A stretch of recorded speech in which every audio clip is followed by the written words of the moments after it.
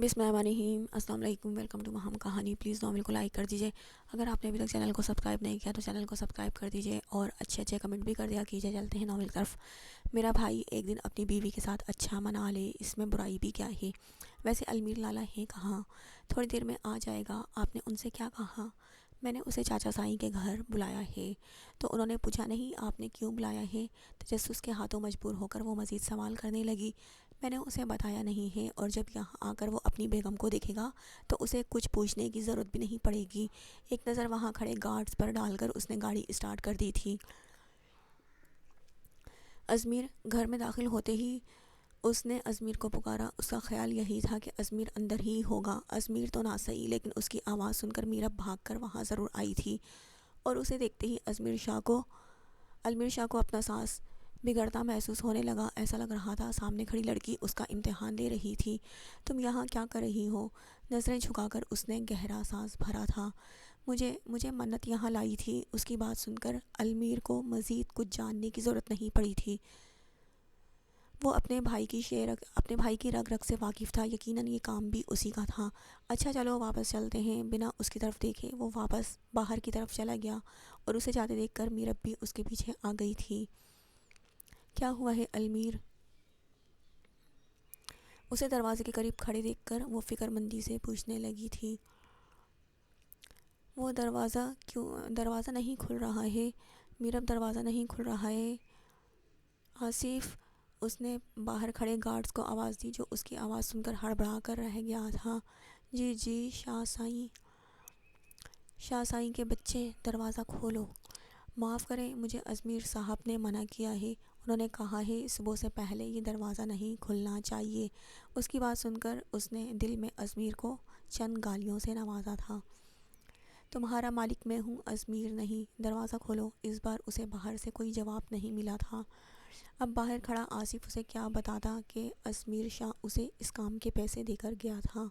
तुम्हारा फ़ोन कहाँ है मीरब? बाहर से खामोशी पाकर वो मीरब की तरफ मुड़ा था। मेरा फ़ोन तो घर पर ही रह गया है, उसके पूछने पर वो मनमनाते हुए कहने लगी थी। जिस पर गहरा सांस लेता वो उसे वापस अंदर की तरफ ले गया।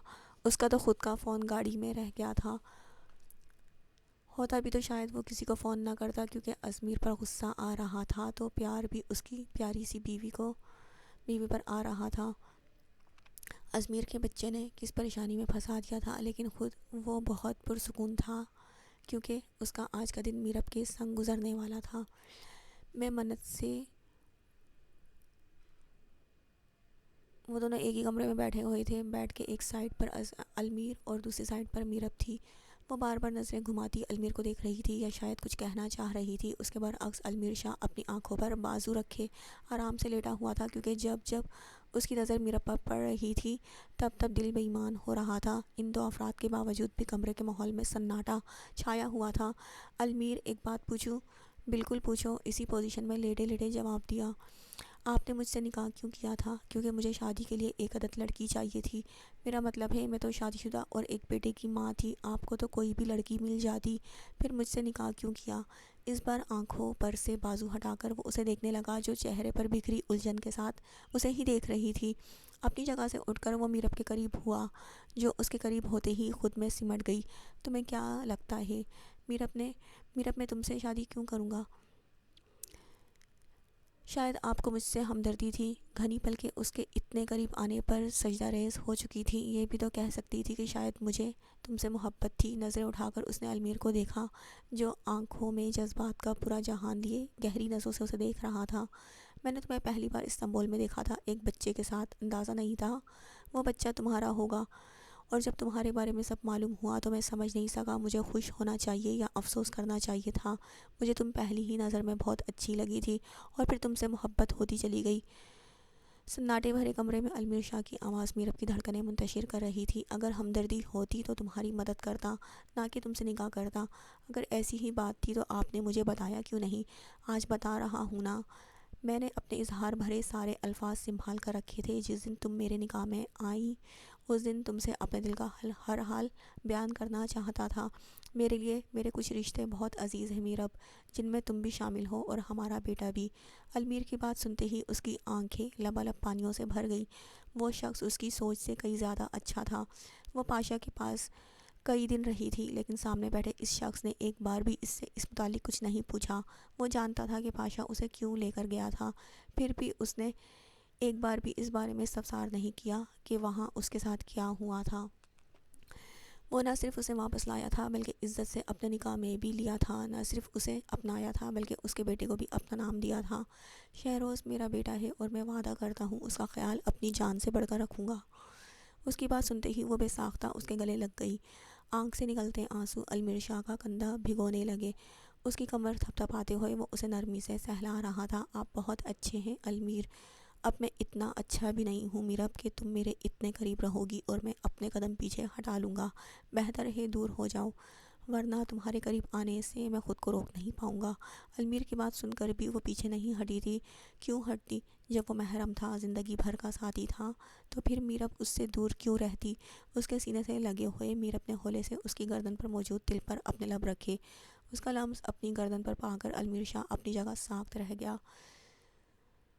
اس نے اپنے ساتھ لگی میرب کو پکارا، جو اس کی پکار پر اس سے دور ہٹی، اور اس کے دور ہٹتے ہی المیر بے خود ہوتا اس کے چہرے پر جھکا۔ اس کے چہرے پر اپنا پیار بھرا لمس چھوڑتے ہوئے اس نے میرب کے نازک لبوں کو اپنی گرفت میں لیا۔ اس کے دونوں ہاتھوں کو بیٹ سے لگا کر وہ اپنی شدتیں اس کے نازک وجود پر لٹاتا چلا گیا۔ جنت، واپس کب جانا ہے؟ عائرہ کی آواز پر وہ اپنی سوچوں سے باہر نکلی۔ جی، واپس کب جانا ہے؟ واپس کیوں جانا ہے؟ وہ غائب دماغی سے پوچھنے لگی۔ یونیورسٹی نہیں جانا؟ سالار بھی پرسوں واپس جا رہا ہے اور میں چاہتی ہوں واپس جانے سے پہلے تم دونوں کے درمیان یہ جو بھی تلخیاں ہیں ختم ہو جائیں۔ بات کی تم نے سالار سے؟ سالار کا ذکر آتے ہی پھر سے اس کے زخم، اس کی بے رخی ذہن کے گرد طواف کرنے لگی۔ کوشش کی تھی لیکن وہ فیصلہ کر چکا ہے اور تم نے ہار مان لی، تو پھر میں کیا کروں اماں سائیں؟ اس نے اپنی بھیگی آنکھیں صاف کرتے ہوئے پوچھا۔ جب نظر نیچے کی طرف آتے سالار پر گئی، اسے دیکھ کر جنت نے اپنی بھیگی پلکیں جھکا لی۔ جب چند لمحوں بعد اسے اپنے قریب اس کی خوشبو محسوس ہوئی۔ جنت، اس کی آواز سن کر وہ خوشکن احساس کے ساتھ چہرہ اٹھا کر اسے دیکھنے لگی۔ اس نے کاغذات اس کی طرف بڑھائے۔ اس کے دیکھنے پر سالار نے اپنے ہاتھ میں اس کے ہاتھوں سے کاغذات تھام کر وہ دیکھنے لگی، اور انہیں دیکھتے ہی اپنے صدماتی کیفیت میں سالار کی طرف دیکھا۔ یہ کیا ہے سالار؟ میرا نہیں خیال جنت کہ مجھے آپ کو بتانے کی ضرورت ہے کہ یہ کیا ہے۔ خیر پھر بھی میں بتا دیتا ہوں، یہ طلاق نامہ ہے، لیکن کس لیے؟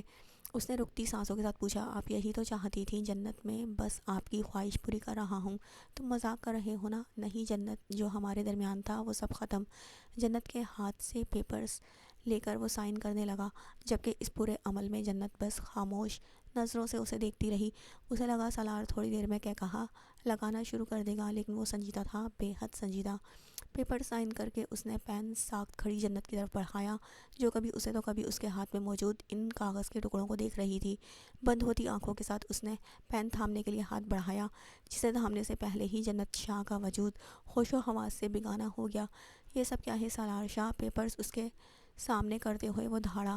طلاق نامہ، اس نے اطمینان سے جواب دیا۔ تمہارے نزدیک شادی کوئی بچوں کا کھیل ہے؟ آج کر لو، کل ختم کر دو۔ تمہاری وجہ سے میری بیٹی اندر کمرے میں بے ہوش پڑی ہے، اور تم یہاں اطمینان سے کھڑے مجھے بتا رہے ہو یہ طلاق نامہ ہے۔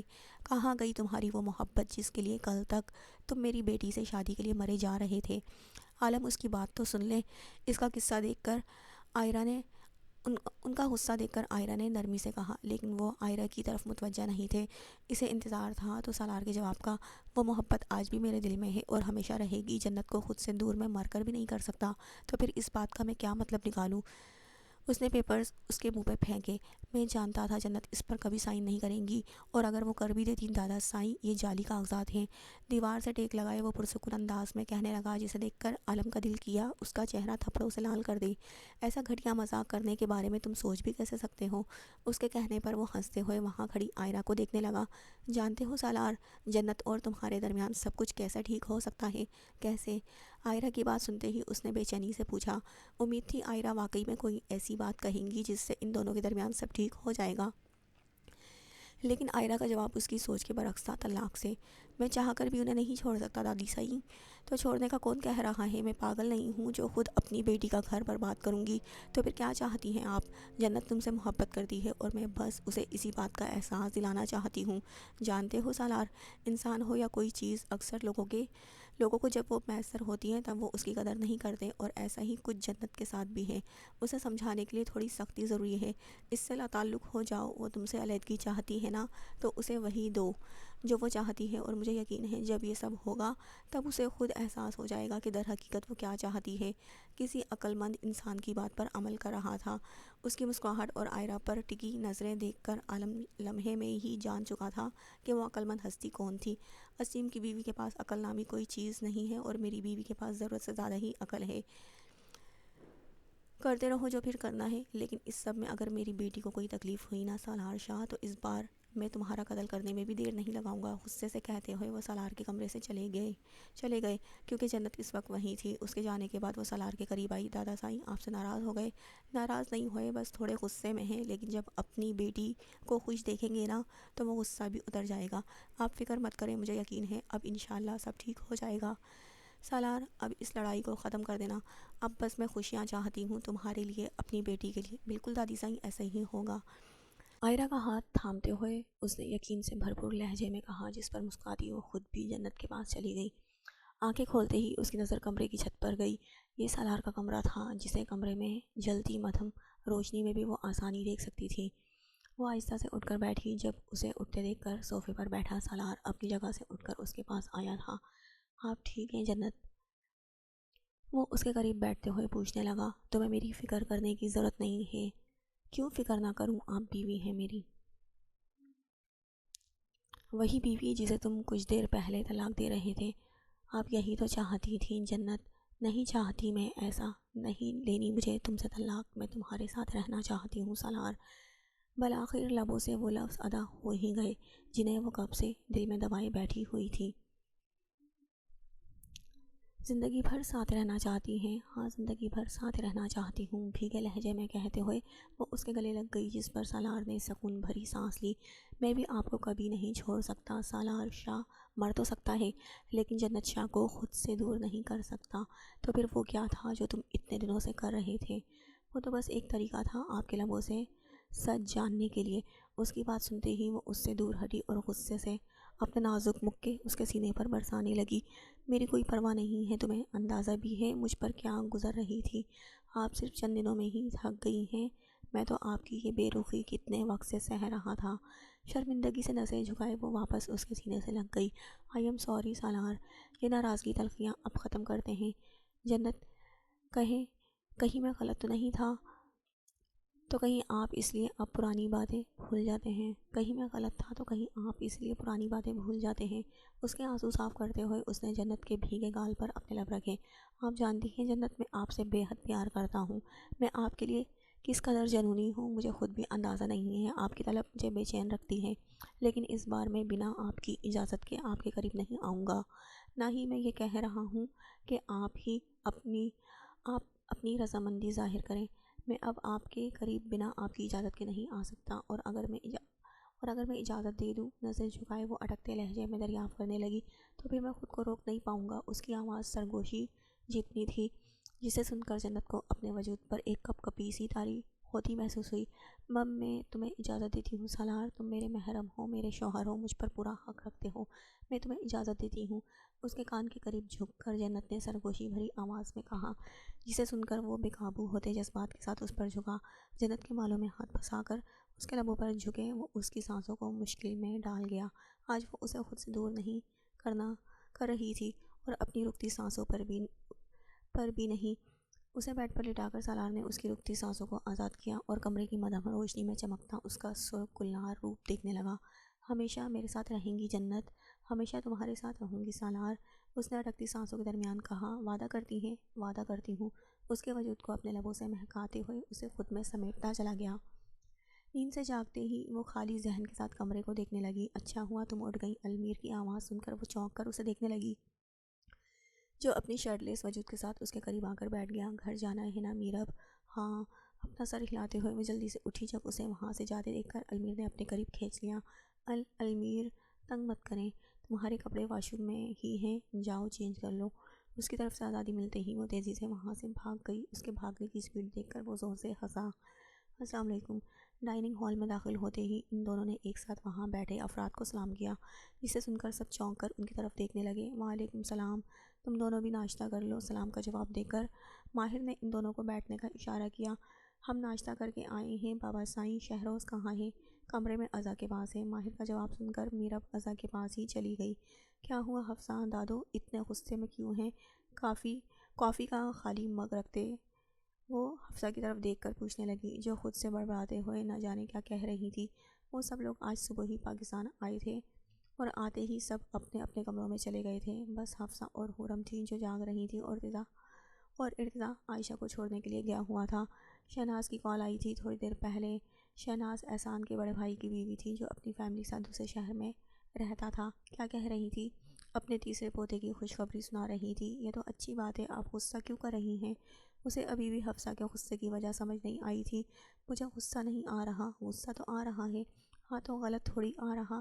شہناز تیسری بار دادی بن گئی اور میں ایک بار بھی نہیں بنی، تو بن جائیں گی، اس نے بے ساختہ کہا، لیکن اپنی کہیں بات کا اندازہ ہوتے ہی لب دانتوں تلے دبا گئی۔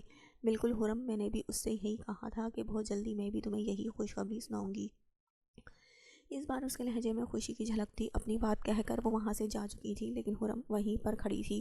اولاد، خوشخبری، وجود میں عجیب سی سنسناہٹ پیدا ہوئی جب پیچھے سے ارتضیٰ نے اسے اپنے حصار میں لیا۔ ارتضیٰ، آپ کب آئے؟ جب تم اکیلے بیبی پلاننگ کر رہی تھی۔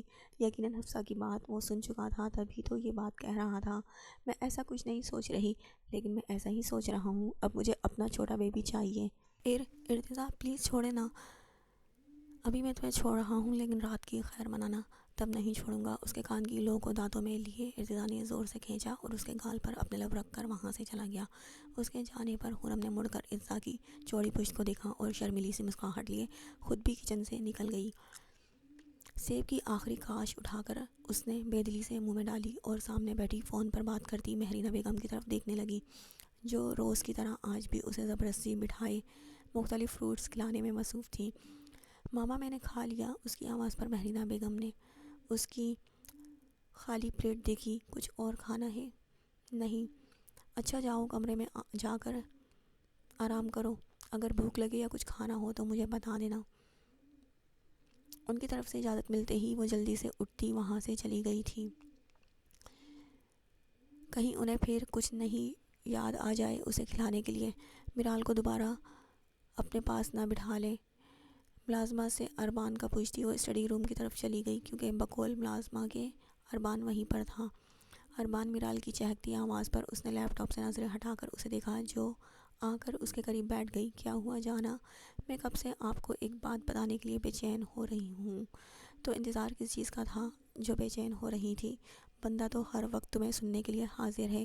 آفس سے آ کر آپ شاور لے رہے تھے، پھر ماما نے مجھے زبردستی اپنے ساتھ بٹھا لیا اور گھر کے سارے فروٹس میرے سامنے رکھ دیے، جسے کھائے بغیر میں وہاں سے اٹھ نہیں سکتی تھی۔ اس کے چہرے کے تاثرات دیکھ کر اربان نے کہا لگایا، اچھا بتاؤ کیا بات کرنی تھی؟ میں سوچ رہی تھی جب ہمارے بیبی ہوگا نا تو ہم اس کا نام میران رکھیں گے۔ میران؟ ہاں میران لاشاری۔ اور ہم یہ نام کیوں رکھیں گے؟ دلچسپی سے پوچھتے ہوئے اس نے وجہ جاننی چاہی۔ یہ نام میں نے ہم دونوں کو ملا کر رکھا ہے، میرال رکی اور اربان کا نون، میرال کی رے اور اربان کا نون، وہ ہم سے جڑا ہوگا تو ہم اس کا نام بھی خود سے جوڑ کر رکھیں گے۔ بتائیں نام کیسا لگا؟ بہت پیارا لگا، لیکن اگر لڑکی ہوئی تو اس کا نام بھی تو سوچنا چاہیے نا۔ لڑکے کا نام میں نے سوچا، لڑکی کا نام آپ سوچیں گے، یہ بھی ٹھیک ہے۔ اس کے بالوں کو کانوں کے پیچھے کرتے ہوئے اربان نے اس کے گال کو اپنے لبوں سے چھوتے ہوئے اسے اپنے مزید قریب کر لیا۔ ہے سیکسی۔ گھر میں داخل ہوتے ہی اس کی پہلی نظر کام کرتی نینسی پر گئی، جس پر اس کا موڈ خراب ہو گیا، کیونکہ گھر آ کر اسے سب سے پہلے جس شخص کو دیکھنا تھا وہ حمزہ تھا۔ Hello ma'am. اسے دیکھتے ہی وہ خوش دلی سے مسکرائی۔ میر کہاں ہے؟ اگر وہ گھر پر تھا تو اس کی خیر نہیں تھی، کیونکہ پہلے تو اس کے ساتھ پاکستان نہیں گیا اور دوسرا اسے لینے کے لیے ایئرپورٹ نہیں گیا تھا۔ وہ اپنے کمرے میں ہے۔ اوکے تھینک یو، تیزی سے کہتے ہوئے وہ بھاگتی ہوئی اپنے کمرے کی طرف چلی گئی اور کمرے میں داخل ہوتے اس کا منہ حیرت سے کھلا رہ گیا۔ خوشبودار کینڈلز اس کے پسندیدہ فلاورز سے پورا کمرہ سجا ہوا تھا۔ وہ حیرت سے پورے کمرے کو دیکھ رہی تھی جب اپنے پیچھے آہٹ محسوس کر کے وہ چونکی۔ میر، آپ نے یہ سب نہیں کیا ہوتا تو میں بہت غصہ کرتی، لیکن یہ سب دیکھ کر میرا غصہ ٹھنڈا ہو گیا ہے۔ اس نے مڑ کر حمزہ کو دیکھا۔ وائٹ کلر کی شرٹ کے ساتھ ڈارک براؤن کلر کی جینز اور ویسٹ کوٹ پہنے وہ بے حد خوبرو لگ رہا تھا۔ اپنی آنکھیں بند کرو۔ بنا کوئی سوال کیے اس نے شرافت سے اپنی آنکھیں بند کر لیں۔ جب چند لمحوں بعد اس نے اپنی گردن پر کسی چیز کا احساس ہوا، آنکھیں کھول کر وہ اپنی گردن میں پہنے اس نیکلس کو دیکھنے لگی جو حمزہ نے اسے پہنایا تھا۔ پگڈ ڈائمنڈ نیکلس۔ وہ حیرت سے اپنی گردن پر چپکتے اس نیکلس کو دیکھ رہی تھی۔ یہ پگڈ کا ہے بالکل، اس کی قیمت کیا ہے؟ تمہیں جان کر کیا کرنا ہے ہنی؟ میر، مجھے اتنے مہنگے تحفے نہیں چاہیے۔ جانتی ہو عائشہ، میں نے آج تک صرف کمایا ہے، لٹایا نہیں۔ آج تک کوئی ایسا تھا ہی نہیں جس پر اپنی دولت برساتا۔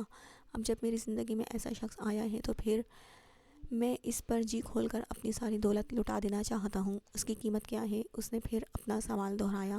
تم نے مجھے کیا بتایا تھا؟ سالار سکندر نے اپنی بیوی کو کتنی مہنگی رنگ دی تھی؟ 1,35,00,000 کی۔ اس کی نظریں حمزہ کی چہرے پر جمی ہوئی تھی۔ تو بس پھر میں نے سوچا میں بھی اپنی بیوی کو 2 کروڑ کا نیکلس دے کر خوش کر دیتا ہوں۔ اب کچھ مت کہنا، بہت محبت سے خریدا ہے تمہارے لیے۔ تم بس یہ بتاؤ کیسا لگا؟ میر، پہلے میں ناول کو ہی اپنی دنیا سمجھتی تھی، لیکن اب آپ کو اپنی دنیا سمجھتی ہوں۔ سالار سکندر، مجھے آپ بھی پسند ہیں، لیکن اب میری پہلی ترجیح آپ ہیں۔ مجھے اب کسی ناول کے ہیرو کی خواہش نہیں ہے، کیونکہ اللہ تعالیٰ نے میری زندگی میں اس سے کئی زیادہ اچھا ہم سفر دے دیا ہے۔ بھیگے لہجے میں کہتے ہوئے اس نے اپنی ایڑیاں اٹھا کر حمزہ کے گال کو اپنے لبوں سے چھوا اور اس کی گردن میں اپنے بازو ڈال کر اس کے سینے سے لگ گئی۔ I love you so much Mir. Love you too جانے میر۔ عائشہ کے بالوں پر اپنے لب رکھ کر اس نے دھیرے سے دھیمی آواز میں کہا۔ گھر میں داخل ہوتے ہی وہ سیدھا اپنے کمرے میں گیا، جہاں نظر بیڈ پر سوئی آئزل پر گئی، جو گہری نیند میں سوئے ہوئے کسی پری سے کم نہیں لگ رہی تھی۔ وہ تھی ہی ایک پری، معصوم پری۔ اس کے قریب بیٹھ کر اسفندیار گہری نظروں سے اس کا حسین سراپا دیکھنے لگا۔ پہلی بار اسے دیکھ کر دل میں احساس ملکیت کا زم جاگا تھا۔ دل ہمک ہمک کر اس کے قریب ہونے کا کہہ رہا تھا، اور آج اپنے دل کی صدا پر انکار نہیں کیا تھا۔ اپنا چہرہ اس کے قریب کر کے وہ نرمی سے اس کے چہرے کے ہر نقش کو اپنے لبوں سے چھونے لگا۔ جب نگاہیں بھٹکتی ہوئی اس کی سفید دودیاں گردن پر گئی، جسے دیکھتے ہی اسفندیار بے خود ہوتا اس کی گردن پر جھک کر جا بجا اپنے لفظ چھوڑنے لگا۔ اپنی گردن پر چبھن محسوس کر کے وہ کسمساتے ہوئے اٹھی اور اپنی گردن پر جھکے اسفندیار کو دیکھتے ہی اسے خود سے دور کرنے لگی۔ اسفی، دور ہٹو، مجھے گدگدی ہو رہی ہے۔ اس کی آواز سن کر اسفندیار اس کی گردن سے چہرہ نکال کر اسے دیکھنے لگا۔ اب تم سے دور رہنا بہت مشکل لگ رہا ہے آئزل۔ اچھا ہاں، تمہیں میرے پاس رہنا ہے تو مجھے پکڑ کر دکھاؤ۔ اسے خود سے دور کرتی وہ اگلے ہی پل بھاگتے ہوئے کمرے سے باہر نکل گئی۔ اس کی بچکانہ حرکت پر اسفندیار ہنستے ہوئے باہر نکلا اور اس کے پیچھے گیا، جو بھاگتے ہوئے باہر لان کی طرف جا رہی تھی۔ آئزل، آرام سے۔ اسے اتنی تیز بھاگتے دیکھ کر وہ ٹوکے بنا نہیں رہ سکا۔ اس کی آواز پر آئزل نے مڑ کر اسے دیکھا، جو باہر کی طرف ہی آ رہا تھا۔ اسے دیکھتے ہوئے وہ کھلکھلاتی ہوئی عبور کرتی گھر سے باہر نکل گئی۔ لان عبور کرتی ہوئی گھر سے باہر نکل گئی۔ اسے باہر جاتے دیکھ کر اسفندیار گھبرا کر اس کے پیچھے بھاگا، جو گھر سے باہر جا چکی تھی۔ آئزل رکو، باہر مت جاؤ۔